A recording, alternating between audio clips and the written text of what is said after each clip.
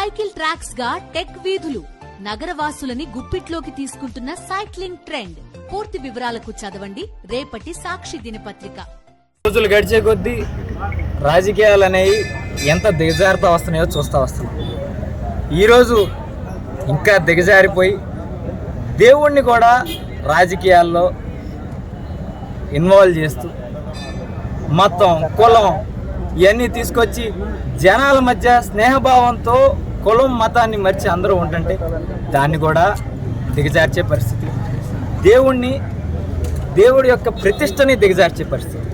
ఈరోజు వెంకటేశ్వర స్వామి అంటే ఎంత హిందువులందరూ ఎంత మనసుకి తీసుకుంటారో, తిరుపతిని ఎంత గొప్ప స్థలంగా భావిస్తారో, జీవితంలో ఒక్కసారి హిందువుగా పుట్టిన ఎవరైనా జీవితంలో ఒక్కసారి తిరుపతి వెళ్ళొస్తే చాలు మా జీవితానికి సార్థకత అయినట్టు అని భావించే స్థలాన్ని ఈరోజు మీ రాజకీయాల కోసం దిగజార్చే రాజకీయ నాయకులకి ఒకటే చెప్తున్నాం, మీరు చెప్పిందే తీసుకుందాం. చంద్రబాబు నాయుడు గారు సమయం సందర్భం లేకుండా అసలు సంబంధమే లేని విషయాన్ని అతను 100 రోజులు పరిపాలన గురించి ఏదో లోపాలు వచ్చినాయని దాన్ని కప్పిపుచ్చడానికి ఆ రోజు ఇలా తిరుపతి లడ్డూది తేడా జరిగింది అని చెప్పడం, వెనక్కి తిరిగి చూస్తేనేమో ఈవో గారేమో ఏమీ జరగలేదు, వెజిటబుల్ ఆయిల్స్ కలిసినట్టు మాకు తేడా తెలిసింది, అది కూడా మేము లడ్డూలో కలపలేదు, అవి వెనక్కి పంపించేసామని ఆయన ఒక మాట చెప్పడం. అది కాకుండా లోకేష్ గారి దగ్గరికి వెళ్తే అసలు సీఎంకే సంబంధం ఉండదు, సీఎం అనేది జస్ట్ ఈఓని నిర్మించడం వరకే, అక్కడి నుంచి పర్చేస్ కమిటీ ఈఓ వాళ్ళు చూసుకుంటారని ఆయన ఒక మాట చెప్పడం. అంటే ఇరికిచ్చాలని ఒకరు ప్లాన్ వేయటం, దానికి ఇంకోళ్ళకి తెలియకపోవడం, ఒక్కొక్కరు ఒక్కొక్క మాట చెప్పడం. నిజంగా ప్రభుత్వంలో మీరు ఉన్నారు, చంద్రబాబు నాయుడు గారు ముఖ్యమంత్రిగా ఉన్నారు, లోకేష్ గారు మంత్రిగా ఉన్నారు, పవన్ కళ్యాణ్ గారు డిప్యూటీ సీఎంగా ఉన్నారు. నిజంగా తప్పు జరుగుంటే ప్రూవ్ చేసి శిక్ష చేయండి, అది జైలు పాలు చేయండి, ఇంకెంత ఉరిశిక్ష చేస్తారన్నా ఉరిశిక్ష చేయండి. అవన్నీ లేకుండా ఒకళ్ళేమో దీక్షలు అంటారు, ఒకళ్ళేమో నిందేసి వదిలేస్తారు. ఎంత నీచంగా రాజకీయాలను దిగజార్చారంటే నిజంగా దేవుడు అనేవాడు ఉన్నాడు. వెంకటేశ్వర స్వామి ఎంత పవర్ఫుల్ అనేది నేను చెప్పక్కర్లా. ఈరోజు ఆయన ప్రతిష్టకి భంగం జరిగేటట్టు ఎవరు చేసినా ఖచ్చితంగా వాళ్ళు అనుభవించక తప్పదు.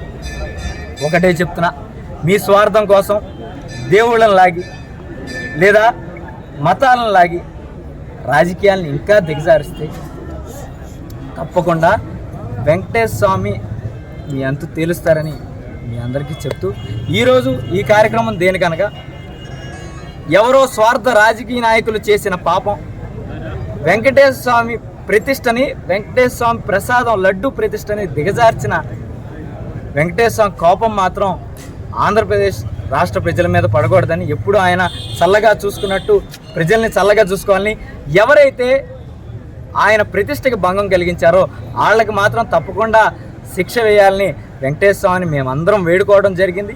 తప్పకుండా ఎవరైతే వెనకాలండి ఈ పని చేయించారో తప్పకుండా శిక్ష అనుభవించాలి.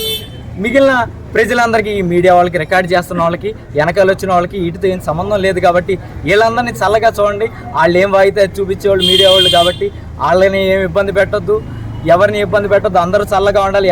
ఎవడైతే దీని వెనకాల ఉన్నాడో ఆడు మాత్రం ఆడి పాపం ఆడి పోవాలని దేవుడిని వేడుకొని, దేవుడా పాపుల్ని శిక్షించు, ఇట్లాంటి అమాయకుల్ని రక్షించు అని వేడుకోవడానికి మాత్రమే వెంకటేశ్వర స్వామి గారి దగ్గరికి వచ్చాం. దీంట్లో రాజకీయం ఏం లేదు, అందరి తరపున ఎవరు ఇక్కడ పార్టీ కండవాలి ఏం కప్పుకోవాలా అన్ని పార్టీల తరపున వచ్చాం. పాపం తెలుగుదేశం పార్టీల్లో కూడా అందరికీ సంబంధం లేదు, ఎవరైతే దీని వెనకాల ఉన్నారో వాళ్ళని మాత్రమే శిక్షించి, తెలుగుదేశం పార్టీ అందరిని కూడా శిక్షించమంటలా వాళ్ళు పాపం తెలియని వాళ్ళు కూడా కొంతమంది ఉన్నారు. తెలిసి పాపం ఎవరు చేశాడో తెలిసి కూడా మీడియా ముందుకు వచ్చి మాట్లాడుతూ ఉంటారు. చూడండి, పాపాన్ని కూడా ముందలు తీసుకెళ్ళేవాడు పాపం చేసినట్టు. కాబట్టి వాళ్ళందరినీ శిక్షించండి. ఎవరైతే ఏ పార్టీలో అయినా పాపాలు చేయని వాళ్ళు మాత్రం రక్షించడానికి కోరుకోవడానికి మాత్రమే వచ్చాం. వెంకటేశ్వర స్వామిని కోరుకోవడం కూడా జరిగింది. తప్పకుండా ఎవరైతే వెనకాల ఉన్నారో వాళ్ళందరూ శిక్ష అనుభవించాలని కోరుకుంటున్నాం.